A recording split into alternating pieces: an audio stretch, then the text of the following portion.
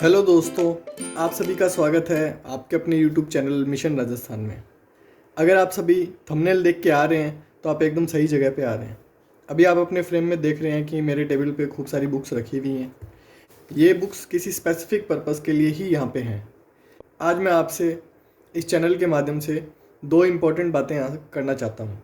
पहली ये कि जो विद्यार्थी इस चीज़ को सोच के परेशान हो रहे हैं कि रीट की परीक्षा आखिर होने कब वाली है, इस चीज़ का कोई अंत ही नहीं आ रहा कि तारीख पे तारीख हमें मिलती जा रही है, जाने रीट का एग्ज़ाम ना हो, कोई कोर्ट केस हो, खासकर वो भी जो प्रॉपर्टी वाला हो। तो एक चीज़ तो निश्चित है कि ये जो हमें समय मिल रहा है, इस समय की वजह से एक तो बच्चों की तैयारी भी अच्छी होती जा रही है, दूसरा नए विद्यार्थियों को भी इस कंपटीशन में जोड़ने की बात चल रही है। अभी आने वाले दिनों में रीट के फॉर्म दोबारा खुलेंगे, उससे कैंडिडेट्स और ही बढ़ने वाले हैं, कम नहीं होने वाले। और वो बच्चे जो फर्स्ट ईयर के अंदर बीएड फर्स्ट ईयर के अंदर अपीयरिंग थे और रीट के लिए एलिजिबल नहीं थे, वो अब रीट के लिए एलिजिबल हो जाएंगे। ये सब बातें आपको डराने के लिए नहीं है, ये सब बातें सिर्फ इस चीज़ के लिए है ताकि आप एकदम अवेयर हो जाएं, इस वहम में ना रहें कि रीट तो बहुत आसान रहने वाला है। मैं इस टॉपिक पे आपका ज़्यादा समय नहीं लूँगा। आपको एक चीज़ मैं बता देता हूँ कि रीट सितंबर माह के बाद कभी भी हो सकती है। सितंबर तक इसके होने की पूरी उम्मीद बताई जा रही है। अगर अब हम दिन गिने तो मोटा मोटा हमें 3 महीने इसमें मिलते हैं। 90 दिन की तैयारी में हम कैसे इस रीट के अंदर 125 प्लस स्कोर करें जिससे हमारा सिलेक्शन एकदम 100% श्योर हो सके। मैं यहाँ पे जो भी बुक्स दिखा रहा हूँ वो स्पेसिफिकली रीट लेवल 1 के लिए है। तो इन बुक्स को थोड़ा समअप कर देते हैं और एक एक करके मैं आपको सभी बुक्स बताता हूँ। सबसे पहली बुक है English, general English for competition. ये from plinth to paramount Neetu ma'am के द्वारा लिखी गई बुक है। अब ये केडी कैंपस के नाम से आती है। जिस वक्त मैंने इसको लिया था 2015 में, उस वक्त ये पैरामाउंट के नाम से बुक आती थी। ये बहुत अच्छी बुक है। इस चैनल पर आपको जो इंग्लिश पढ़ाई जाएगी, लैंग्वेज सेकंड पढ़ाई जाएगी इस यहाँ पे, वो आपको इसी बुक से पढ़ने को मिलेगी। अभी जो ईडियम फ्रेज की जो सीरीज़ चल रही है हमारे चैनल पे, उसके रेफरेंस भी इसी बुक से लिए जा रहे हैं। ये बुक बहुत हेल्पफुल है। पर यहाँ पे आपको एक चीज़ का और ध्यान रखना है कि रीट सिलेबस के अंदर फ्रेजल वर्ब्स नाम से एक टॉपिक है। फ्रेजल वर्ब्स आपको इसमें नहीं मिलेंगी। फ्रेजल वर्ब के लिए सिर्फ एक फ्रेजल वर्ब को मैं आपको अरिहंत की एसपी बख्शी की जो बुक आती है ऑब्जेक्टिव जनरल इंग्लिश, इससे करवाने वाला हूँ। तो आपको समझ में आ गया है इस बुक से आपको क्या हेल्प मिलने वाली है। पहले जो आपके टॉपिक हैं सब्जेक्ट वर्ब एग्रीमेंट, मॉडल, उन सब पर आपको लगभग 50 से 60 आपको प्रैक्टिस मिल जाएंगे। और जो रूल्स और जिस हिसाब से इस बुक में डिस्क्राइब किया गया है वो बहुत ही अच्छे तरीके से है, विद एग्जांपल है। तो आप इस बुक को ज़रूर कंसीडर कर सकते हैं। नेक्स्ट बुक है क्वांटिटेटिव एप्टीट्यूड, जो गणित के अंदर हमारे अर्थमेटिक का जो सेक्शन लगता है। मेरा इंग्लिश मीडियम है इसलिए ये बुक आपको इंग्लिश में दिख रही है। ये अंक गणित के नाम से आती है, एस चांद की, आर एस अग्रवाल है। बहुत फेमस बुक है और लगभग हर बच्चा जो कंपटीशन की तैयारी करता है, अगर उसके सिलेबस में गणित है तो वो इस बुक को ज़रूर परचेज़ करता है। और इसी के साथ साथ गणित की शिक्षण विधियाँ पढ़ने के लिए मैंने एक गाइड बुक को और लिया है, जो कि है रामनिवास माथुरिया।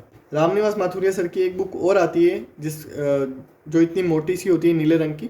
आप वो बुक भी परचेज़ कर सकते हैं, पर उसमें आपको शिक्षण विधियाँ नहीं मिलेंगी।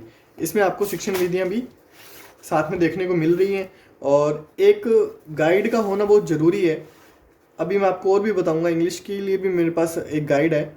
एक गाइड होने से आपको एक प्रॉपर आइडिया मिल जाता है कि आपको किस रेंज में रहते हुए पढ़ाई करनी है। अगर मैं इस बुक की बात करूं तो ये जो बुक है सभी बच्चों के लिए, चाहे वो बैंक हो, एसएससी हो, रेलवे हो, उन सब के लिए कॉमन है।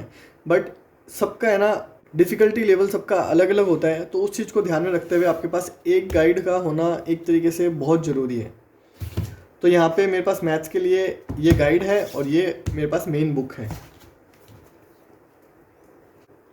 अब हम बात करते हैं हिंदी की। हिंदी के लिए इस बुक से बेहतर कोई भी बुक नहीं हो सकती। इस बुक में आपको कुछ कमियां भी मिलेंगी, उसके लिए आपको अवेयर रहना है।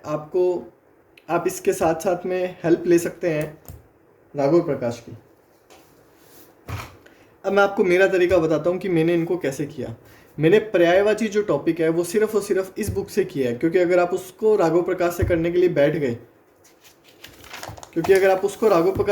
बैठ गए तो मेरे को लगता है आपको काफ़ी ज़्यादा समय चाहिए उसके लिए, और वो आपको रीड के लेवल में इतना हेल्प भी नहीं करने वाला। अगर आपका टारगेट SI, RS और फर्स्ट ग्रेड जैसे एग्जामिनेशंस हैं तो उसमें तो आपको पर्यायवाची इस बुक से करने ही करने हैं, पर रीड को टारगेट करते हुए आपके लिए ये इस बुक से पर्यायवाची मोर देन इनफ रहने वाले हैं। विलोम शब्द के लिए आपको इस बुक से पढ़ने ही पड़ेंगे राघव प्रकाश से।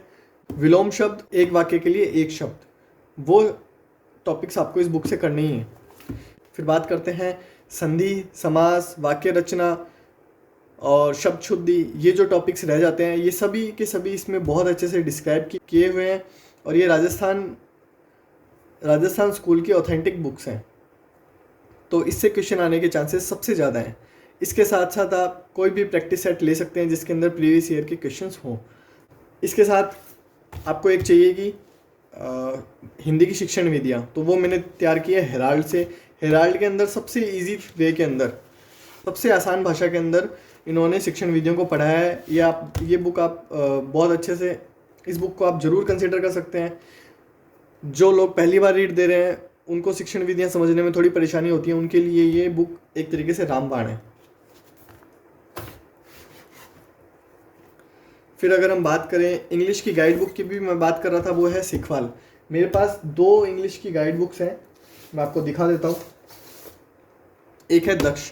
ये बुक मैंने डेस्क पे इसलिए नहीं रखी क्योंकि ये बुक इतना वर्थ नहीं है। इस बुक को पढ़ने से कोई ज़्यादा हेल्प नहीं होने वाला। इससे काफ़ी ज़्यादा बेहतर ये सिखवाल की बुक रहने वाली है। इस सिखवाल के साथ में आप ये बुक पढ़ सकते हैं। आप देख सकते हैं कि 2-3 बुक्स पढ़ने के बाद मैं आपको सजेशन दे रहा हूँ कि कौन सी बुक आपके लिए बेहतर रहने वाली है। तो इंग्लिश में मेरी राय में दक्ष से काफ़ी बेहतर है सिखवाल आपको काफ़ी ज़्यादा हेल्प करने वाली, काफ़ी ज़्यादा अच्छे से आपको एक्सप्लेन कर रही है, और उसके साथ में आप पैरामाउंट वाली बुक को भी कंसीडर कर सकते हैं। फिर हम बात करते हैं राजस्थान के जो टॉपिक्स हैं वो कहाँ से करने वाले हैं। तो ये आती है सुभाष सर की चेटक। इस बुक के बारे में अब जितनी भी बड़ाइयाँ करें उतनी कम है। काफ़ी अच्छे से डायग्राम बना के ये जो महिला का चित्र है इसमें बना के सारे इन्होंने हमारे आभूषण करवा रखे हैं। बहुत अच्छे तरीके से इस बुक में करवा रखा है। ये बुक ज़्यादा महंगी भी नहीं है, आप इस बुक को ले सकते हैं। शॉर्ट एंड स्वीट मटेरियल आपको यहाँ पे मिलेगा, एकदम पॉइंट टू पॉइंट, और इससे आपकी तैयारी काफ़ी अच्छे से, आप इसको चेक भी कर सकते हैं अपनी तैयारी को। अब हम बात करते हैं साइकोलॉजी की। साइकोलॉजी के लिए जो लोग इनिशियल स्टार्टिंग लेवल पे हैं वो सिखवाल की ये बुक परचेज़ कर सकते हैं। इस बुक के साथ साथ काफ़ी लोग अवनी प्रकाशन की जो धीर सिंह धाबाई सर की बुक आती है अवनी, उस बुक का भी रिकमेंडेशन देते हैं। वो बुक भी मेरे पास पड़ी है। इस बुक को मैं रिकमेंड इसलिए नहीं करता क्योंकि इस बुक की जो भाषा है वो बहुत कठिन है। तो अगर आप पहली बार मनोविज्ञान पढ़ रहे हैं तो आप सीधा ही अवनी ना लेके आएँ। जो गलती मैंने की थी वो गलती आप ना करें। आप पहले सिखवाल लेके आएँ, सिखवाल को अच्छे से पढ़ें, और अगर आपकी तैयारी बहुत अच्छे से हो जाती है और फिर भी समय बचता है, क्योंकि सिखवाल अगर आप कर लेते हैं तो आपको प्रैक्टिस क्वेश्चन भी साथ में बहुत ज़्यादा मिल जाते हैं। अवनी के अंदर आपको प्रैक्टिस क्वेश्चंस नहीं मिलते, मिलेंगे। सिखवाल के अंदर आपको साथ ही साथ में प्रैक्टिस क्वेश्चंस भी मिलने वाले हैं, जो कि अराउंड हैं, इन्होंने आगे लिख भी रखे हैं, 5000 प्लस वस्तुनिष्ठ प्रश्नों का संकलन है इसमें। तो आपके 1 पंच 2 काज हो जाते हैं। एक तो आपके पास बेसिक मनोविज्ञान को समझने के लिए एक अच्छी किताब आ जाएगी, उसके साथ ही साथ आपके पास प्रैक्टिस सेट भी आ जाएगा। जब मैं अवनी लेके आया था उसके साथ ही मैं ये बुक भी लेके आया था। ये फर्स्ट रैंक की प्रीवियस ईयर क्वेश्चंस को देखते हुए बहुत अच्छी बुक है। ये बाइलिंगुअल है, हिंदी और इंग्लिश के लिए। मैं खुद इंग्लिश मीडियम से बिलोंग करता हूँ, तो हिंदी में साइकोलॉजी पढ़ी है मैंने, तो वो बहुत डिफ़िकल्ट फील करती है। तो जब हम यहाँ पे प्रैक्टिस करते हैं तो काफ़ी रिलैक्स माइंड होके करते हैं कि चलो एक बुक तो है जिसमें हम बिलिंगुअल पढ़ने का हमें मौका मिल रहा है। या इस बुक से मैं बहुत इम्प्रेस हूँ। अगर आप सिखवाल से पढ़ते हैं और उसके बाद में इस किताब से तैयारी कर लेते हैं तो आप मेरे हिसाब से 25 नंबर आराम से ले आएंगे। 30 में से 25 नंबर आप आराम से ले आएंगे। एग्ज़ाम हॉल में जो परफॉर्मेंस रहता है उस पर डिपेंड करता है। फिर बात करते हैं डिक्शनरी की। अब डिक्शनरी कहाँ हेल्प करती है? जो हमारे एक टॉपिक आता है फोनेटिक्स का, ये इतने सालों से ये डिक्शनरी मेरे पास पड़ी थी, मुझे लग नहीं रहा था कि अब ये मोबाइल के ज़माने में कोई काम आएगी, पर ये फाइनली आई हमारे काम। जो फोनेटिक्स एक टॉपिक होता है, उसके अंदर फोनेटिक ट्रांसक्रिप्शन चाहिए, एकदम ओरिजिनल ऑथेंटिक डिक्शनरी वाला, क्योंकि अगर आप ऑनलाइन भी चेक करेंगे तो वो अलग अलग ऐप में आपको अलग अलग मिलेगा और वो इतना कन्फ्यूजिंग है जिसकी कोई हद नहीं है। उसका सोल्यूशन है ये ऑक्सफोर्ड की ऑथेंटिक डिक्शनरी। इस चैनल पर हमने एक फोनेटिक्स की सीरीज़ भी शुरू की है। आपको जो डेली रूटीन के जो वर्ड्स होते हैं जिनके आने के चांसेस सबसे ज़्यादा हैं, जैसे डेली रूटीन के जो वर्ड्स होते हैं, बुक हुई, टेबल हुआ, लैम्प हुआ और इलेक्ट्रिसिटी हुई, चेयर हुई, इस तरीके के वर्ड आने के सबसे ज़्यादा चांसेस होते हैं। इन सब के फोनेटिक्स आपको एक प्रॉपर नोट्स के अंदर आपको इस चैनल पे मिलेंगे। आप हमारे चैनल से बिल्कुल कम समय के अंदर उन नोट्स को ले सकते हैं। अब बात करते हैं, अगर इंग्लिश के अंदर आपका कॉम्प्रिहेंशन वीक है तो उसके लिए क्या करें। तो उसके लिए सबसे बेस्ट सॉल्यूशन है कि आप कोई भी न्यूज़पेपर का एक एडिटोरियल रोज़ पढ़ें, उसको समझने की कोशिश करें। जो ज़्यादा डिफ़िकल्ट वर्ड्स हैं उनको नोट डाउन करें। मैं भी यही करता हूँ, मैं रोज़ सुबह उठ के एक एडिटोरियल ज़रूर पढ़ता हूँ, उसको पढ़ के और उसको समझने की कोशिश करता हूँ। भले ही वो मेरे पूरा प्रॉपर समझ में ना आया हो, फिर भी कुछ तो समझ में वो आता ही है। उसके बाद में ये एक मेरा प्रॉपर रूटीन है, इससे मुझे काफ़ी ज़्यादा हेल्प मिली है। तो आप भी इसको फॉलो कर सकते हैं। जब तक रीट का एग्ज़ाम होगा तब तक इतना अच्छा कॉम्प्रिहेंशन आपका हो जाएगा कि आपको एग्ज़ाम में अनसीन पैसेज और अनसीन पोइट्री के अंदर बिल्कुल भी दिक्कत नहीं आने वाली। बुक्स के बारे में इतनी ही बात थी।